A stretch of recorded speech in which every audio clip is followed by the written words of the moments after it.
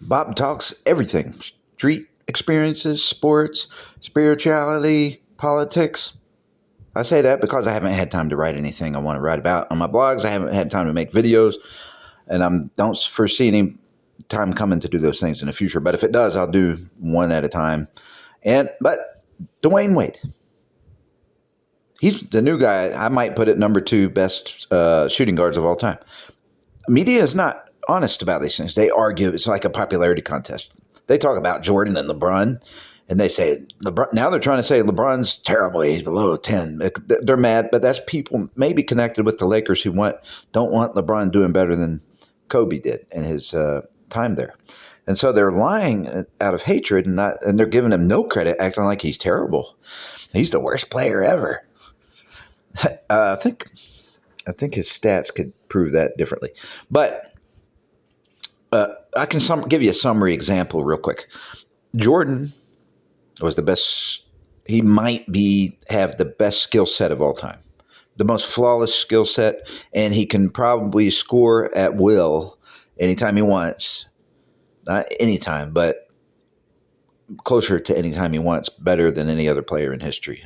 In the perimeter, not in the post. That doesn't count Shaq, the big guys, all right? But for perimeter players, he might be that, all right? But he played a scoring role. LeBron James, on the other hand, the truth is, this is the truth. He played a facilitator passing role and a scoring role, and his scoring was almost as good as Jordan's. Partly because, though, he managed the game better than Jordan. He managed it better than Kobe. Kobe didn't even really, you could call them ball hogs. But Kobe Bryant ball hogged it so much that his percentages went down. Anyhow, the point is, they ignored Dwayne Wade and they never talked about Larry Bird, talked bad about him just to keep elevating Kobe. But Larry Bird has better percentages than Kobe, and Dwayne Wade's a better team player and maybe a better defensive player than Kobe. I haven't studied him all the way in full, but I'm just realizing how underrated Dwayne Wade was. And so that doesn't mean that LeBron played with Dwayne Wade. That's not fair. He played with Dwayne Wade when Dwayne Wade had an injury, debilitating knees. So he went there at the end of Dwayne's prime, and Dwayne was battling injuries and didn't play much throughout the season. He had to sit out a whole lot. Every year that LeBron was there, I think he sat out. I have to double check that, but nobody's talked about that. Now he came through in the playoffs. He played well when he played, but he had to sit out a lot to make sure his knees weren't going. They're called degenerative. They weren't going to heal. They were not going to heal up. All right. So, but I've seen his game. His game is excellent. I remember seeing him play by LeBron, and I hadn't paid as much attention to him as before that as I did once he was playing with him. And I realized I'm like always wanting him to give the ball to Wade, because if Wade gets it, he's going to score. Let Wade defend this guy. If he defends this guy, there's a good chance he'll steal the ball or something. So Dwayne Wade has a similar reach like Kawhi Leonard with his, we call him the claw. Dwayne has that when he goes and does a layup, you can see it. So he does that. He seems to have what Kawhi has on defense with that stretch arm. He seems to have that on offense, frankly. And so, but he plays good. He manages the game well. He plays team ball. And to me, I would put him at number two, no question. So if I'm a coach, I want to be a coach. If I'm going to pick players and pick the best players of all time and list the best shooting guards, best small forwards, based on no more who's the best or who has the best skill set, mixing and matching and saying, well, okay, I can't deny the fact that Kobe has one of the best skill sets and he's probably one of the best one-on-one players of all time, but he's not one of the best 5-on-5 players of all time in my view, because he didn't play team ball. You have to be a team ball player. So I got Jordan, even though Jordan wasn't the best team ball player, so when you hog the ball and then your shooting percentage suffers because you take on too many double teams and won't pass the ball, you try to prove you can take these players on and you don't, somebody double teams you, that means somebody else became open. That's when you pass the ball. Jordan did do that sometimes on double teams, especially triple teams. He'd use himself as a decoy and drop the ball off to the open man. But Kobe didn't do that as much. He still tried to prove he could beat three players covering him or whatever. So But the point is, the main point there is that Jordan, his shooting percentage didn't suffer. So he's around the 50% field goal range for his career. So is LeBron, so is Larry Bird, so is Kevin Durant, so is Kawhi Leonard. But Kobe Bryant was 46 field goal percent, which is not bad, but it's not in the GOAT level with those other guys. All those other guys had better offensive production than Kobe that didn't hurt the team. So 40%, not 6% is not bad, but it's not up there with those guys. All right. So you can argue that Kobe's better on defense than Kevin Durant. Kobe's better on defense, but he's not better on defense than Kawhi. He's not better on defense than maybe Dwayne Wade. Maybe it's close. Kobe's a really good defender. He's not as good as Jordan on defense. So Jordan had the defense. So, so I can qualify putting Jordan in the GOAT debate still, even though he was a ball hog somewhat. But he wasn't just, that was his role. And even Kobe, to be fair, being a shooting guard, that is your role, to shoot the ball, right? So you're not the point guard. But LeBron played, to be fair to LeBron, though, he played point guard style. I mean, he basically played like the point guard role from the forward position a lot. And he passed the ball around, similar to Magic Johnson. He had a lot of assists. Plus, he almost scored as much as Jordan. So how do you act like Jordan did more than LeBron, when LeBron actually did more than Jordan? And he had more rebounds, and he played more positions on defense and switched around. And he coached.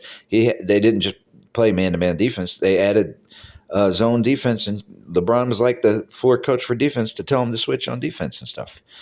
So from zone to man to which kind of zone, whether it's 2-3 zone. I forget all my zones back. It's been a while. So I'm getting it mixed up with music. 4/4 measures, 6/8. That's music. But and then there's 3/4, 2/4, and so 2-3-2. So in basketball, it's 1-3-1. You have, I don't know what all they do in the NBA on that, frankly. Anyway, so that's one subject. All right. So I may end up putting the shooting guard. I wanted to write about Dwayne Wade and how underrated he is and how they've overlooked him just to make Kobe look good, right? They got rid of Larry Bird. I've already re-elevated Larry Bird. Everybody's arguing Larry Bird. I think because of me, I re-elevated Deion Sanders. That's why I like doing these videos and talking and putting the truth out there. They were trashing Deion Sanders years ago, and everybody knows when they look at footage. And now they're talking good about Deion. They're like, nobody's disagreeing how good he was. He was excellent on more than one position: cornerback, punt returns. They kicked the ball out of bounds just when he was returning, just because they didn't want him to have a chance to run it back. All right. So I said in the beginning I'd do street stories. Okay, here's one, sort of. I rode the bus recently. And there's a guy in front of me to the right and one behind me. And they were arguing. And it's just a summary.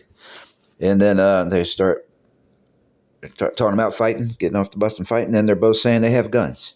And so the guy in front of me ends up reaching in his bag, acting like he's pulling out his gun. And he pulls out his camera and he's going to take a picture. And I'm in the picture too. And he's taking a picture. And I jumped in at that point. I said, look, I got to side with this guy because you're making a big deal out of nothing. I'm like, hey, I'm going to get shot anyway, maybe. So I may as well let it be known who the innocent guy was, technically. So this guy, that guy made a big deal about this guy behind me. There's 2 points to make on this. He made a big deal about him because his bag just brushed his shoulder. And frankly, I think he was being kind enough because that guy wasn't sticking out in the aisle, but my pocket, I have a cargo pocket, was full of some things and it was barely sticking out. And I think he made it a point to not crash into my pocket. And somehow one of his bags bumped that guy's shoulder. Didn't bump it. It was a soft bag. It wasn't a hard bag. I saw that. And so anyway, that guy made a huge deal out of it. And the guy apologized. That's all I can do is apologize, man. All right. And the guy kept going on. And this guy you could call him an alpha. And that one's somewhat an alpha, but more, he's what do you call it? Not a fanatic. I don't want to say a fanatic. People can call me a fanatic because of my religious views and all that in the past. They don't use that word as much now, but he's a radical, we'll call him. And I'll say that because he revealed he's a Hebrew Israelite, most likely, right? Because when I interrupted, he just said, well, let me finish the point about that guy. So before I said it, but anyway, so I'm saying this guy's alpha. He wasn't backing down. He apologized. He gave it a chance to calm down, but he's not going to let him disrespect him like that. And so I might go a little further to make more peace if possible. So anyway, I did interrupt to try to distract it, calm it down. And he did calm down because he said to me, the ones causing all the issue in front of me, he goes, you don't know anything. You can't say anything because you're a Gentile. I said, that's right. I'm a Gentile. You're right. And so he calmed down because I agreed with him on me. But then he went back to picking on that guy again. So he didn't want to have an argument with me. And in hindsight, I would have liked to argue and say, well, you're a Gentile too. You just don't, at least I know I'm a Gentile. You're one too, and you don't know it. I would have liked to have said that because he's black, which means he's probably not a Jew. Now, there are some black Jews, but the truth is, he revealed he's a Hebrew Israelite who claims blacks are Jews, but then he's turning the Bible into a racist thing and acting like Gentiles and Jews or Gentiles are worthless or inferior and all that. And the Bible doesn't say anything like that. It's not about that. It's not racist. The Bible, it shows we're one human race. And the purpose of God choosing the Jewish people, the purposes that are obvious that we know. We don't know the whole purpose why he would call them their chosen people, but he chose them, that family line, to trace the story of the Bible and for us to show how God relates to man. He had to pick some. He just had to pick a group, and it happened to be the Jews, right? I don't think there's much more to it that we're supposed to know down here than that. It's not.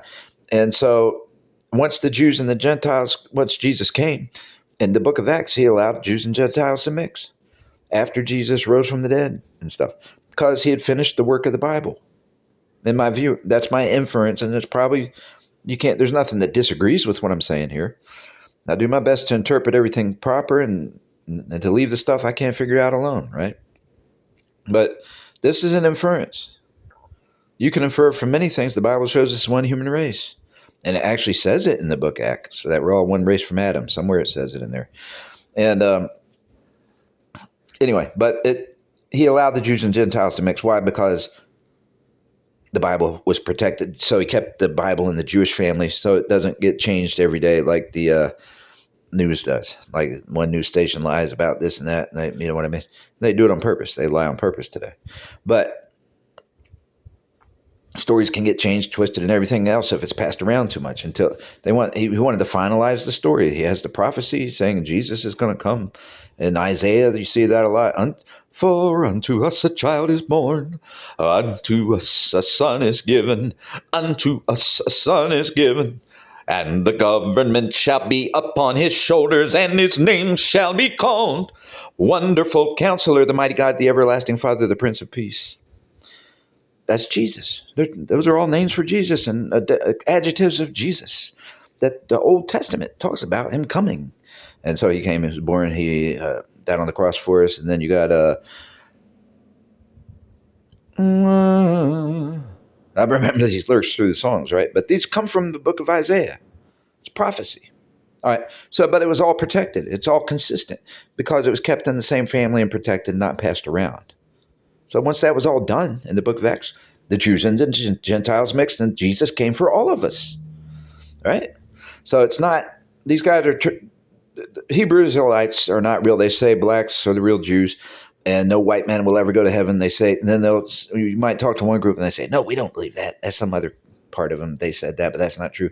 Anything to convince you they're okay or whatever, they'll lie about and say, but they're really a branch of Islam. From what I can tell, they started teaching Islamic type of stuff, and they were lied to probably by Arab Muslims who taught American blacks in prison and stuff, or some maybe black Muslim did this, I don't know, that called Islam a black religion. It's not a black religion. It's an Arab cult.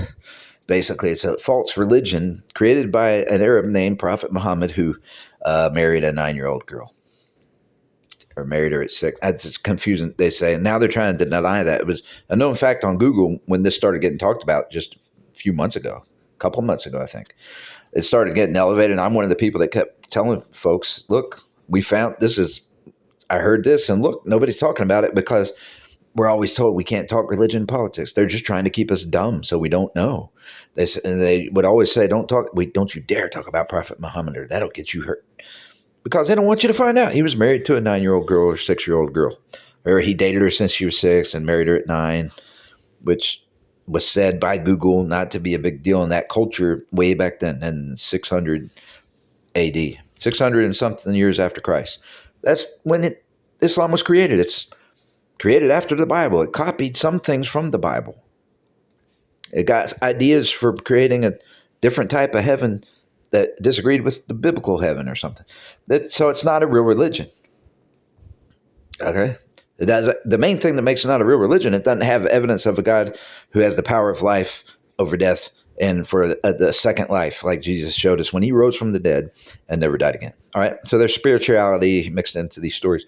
So anyway, the guy on the bus calls me a Gentile, and then he starts fighting, and then the guy goes off talking about fighting, and he was bluffing about having a gun. I think the guy behind me probably had one, but he has it for the right reasons, apparently. I would say he seems like he just has it for self-defense if he had one. All right, so anyway, the guy calls him off the bus, goes off the bus, and he follows him, tries to follow him out the front, and the bus driver stops, closes the door, and doesn't let the second guy out. All right, I'll say one more part about that story. So I ran into the same guy on another bus a week later, I think it was, and he's still mad at me.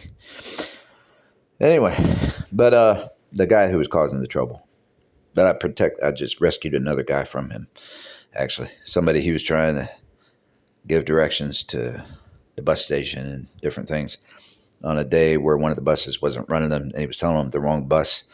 So anyway, I helped that guy and started talking to him because he was from a city I used to live in. And I started talking to him about that city. And then that guy was mad. I walked off the bus with him and had a conversation and basically helped him break away from the other guy, which he had already tried to stop talking to that guy because these are both black men, but one's racist and the other one wasn't. The one I was talking to coming off the bus wasn't racist, but the Hebrew Israelites are clearly racist. But he kept talking about crackers on this particular ride, the second ride, where I ran into him. And it was a whole different bus. But he was calling him, he was talking bad about crackers, and I forget, like doing violence on crackers or something. And that guy just kind of backed away and tried to ignore him after that. It was pretty obvious. But so let's see. So I said sports, spirituality, politics. So that's kind of politics. So here's my problem with the church today. A lot of the Christian churches, I don't agree with churches. I have a strong view. I think I have strong faith compared to most today. And what is faith? So it's not about our behavior. Churches a lot of times teach it's behavior. You got to behave well for people to see Christ through you. Now, behavior might help you have more opportunities to talk certain places where if you don't have good behavior, you're not going to be allowed to talk. Then some people can pick on you and pick on your sin and this and that, even in unbelieving places where there's no standard for it. They may harass you, bully you, or whatever else, like if they saw you drunk or something. And that makes it harder for you to be able to talk. And then they might call you a hypocrite or something else if you believe in God. But that doesn't mean you don't. So I disagree with even my favorite preachers sometimes on some things. Billy Graham, David Jeremiah. Those are two of my favorite preachers. And I disagree with their definitions of repentance and things like I have smoked cigarettes before. Guess what? It's okay. So I've had a relapse on cigarettes at times. And then and I haven't done that until later in life. It's the weird thing. But I won't explain how that happened. But somehow I started experimenting here and there with cigarettes, and I don't even like them much. But if I got caught in a rainstorm, I might smoke one. Stuck out in a rainstorm for a little while there. I think I might have it kicked all the way now. But so if I relapse, I end up throwing away the lighter. Like when I'm finished, I'm like, I'm getting rid of the lighter. I'll give somebody else the lighter. I don't think it's bad to give somebody a lighter. You're saving them money. But I've tried vapes to get off cigarettes. And I found out, man, that is not good. That is dangerous. And I found out they're made in China. And so I had bought a cheap vape, and I thought that's not healthy. I said, well, what's the healthier vape? And I went and bought a more expensive vape. because I wanted to finish the experiment. If you don't finish the experiment, in my case, if I didn't finish the experiment, I'm going to try it again later and set myself back longer. So I wanted to finish the experiment. I got the healthier vape. And when I went to the place, they didn't say, well, they said none of them are healthy now. That some are less potent than others. Okay. And it's funny. It's almost like they look at me and they think, this guy doesn't look like a smoker or something. And they're all telling me none of them are healthy. And these are the people selling this stuff. All right. So, I got the expensive one, tried it for 2 days on and off, tried to read up on Google and AI asking them questions of what's the safest way to do it and how do you do it and all this. And how do you pace it? And it takes up oxygen to your brain. That's what I was seeing. It has metals in it. It has aerosol. If you puff it a little too long, you can't tell it's getting hot, but it heats up inside to produce the vape, and it gets the cotton hot. There's cotton in there, and then you're inhaling more aerosol. And I've had illegal substances before. It was burning my throat more than some of those. I'm like, this is worse for you than the street stuff. How in the world are they making this stuff legal when they make it worse for your body than the stuff in the street? Now, AI and Google's not always right, but they don't agree with me on that. But I know from experience which one's worse. So they'll say, well, you were using something that has natural pain remedy in it, so it numbed you and you couldn't tell it was hurting you. But that's not true, because I could sing after I did that stuff, but I couldn't sing after I did a vape or a cigarette the next day. So it definitely did more damage than some of those other things, which the other things can do more damage to your mind if they're too strong. And the worst thing about them, the worst thing about them, they're dealt by a bunch of killers and thieves. And I'm not going to say every one of them are that, but they're caught up in it, and they're really slaves to the killers and thieves. And so extortion, these are thieves that make slaves out of people. That's how high up a level of thief they are. They actually have slaves. They steal everything people has to keep them dependent on them, right? In a sense. So, and try to turn somebody else into a thief. That's the worst part about the stuff being illegal and people pushing it. So, but there is a trick there, and I'll go into that real quick because I verified that with AI. I've used AI like Clark Howard. It's like I'm talking to Clark Howard for financial advice and stuff. And there's some stuff I've never been able to verify with people because people are too prejudiced and too dumb, willfully ignorant, and to talk politics and religion and to fix these problems and say who cares because they hate on addicts. And I'll say that's something else I wanted to write this week. I'm one of the few people in my whole life I've ever met who doesn't hate addicts. I've never hated on addicts, and I recognize I get angry. I've been angry of seeing supposed addicts, who are maybe fake addicts sometimes or whatever, who are major thieves and bullies and violent, and they're the ones that give addicts a bad reputation too. But they do it on purpose because they're part of the dealing group. They're not really true addicts. They're the ones that make other people look like addicts because they steal their money and they steal their medicine. I'll call it medicine. They steal it. And then so they put those people in a lot of pain. Maybe say they owe money after that. They steal all their money, then still say they owe money now. Well, and so they chasing something to numb the pain at that point. The stuff that was taken from them that was meant to numb it in the first place. But usually that's meant to numb somebody's pain just for an hour or two or the most, and they think that's what they usually think. Then they're going to move on. Most addicts, real addicts, are thinking like that. And there's some that want to do it longer and just they're tired, super depressed, tired of life, don't want to have to deal with people. They might want to do it longer. All right, but look, a lot of addicts, women especially, they love taking cocaine. They do. I mean, and cleaning up. It makes them clean up. So something made me mad on Fox News today with Greg Gutfeld, who I like usually, and Jesse Waters, who I like usually, but I have not liked Jesse Waters on this subject much because they're really supporting. It's almost like, are they really trying to trick people into supporting the cartels and just hating on addicts instead of holding dealers responsible and for extortion, for poisoning? And they're trying to stop it from the coca leaf tea from becoming legal. So that's what I verified, by the way. I verified with AI and Google, having a conversation with them, that the coca leaf tea is, in fact, lesser potent than coffee. and lesser potent than green tea. It's not as strong as coffee or green tea in the leaf form. And it's really, I think, in the hands of the United Nations, they said, or something like that.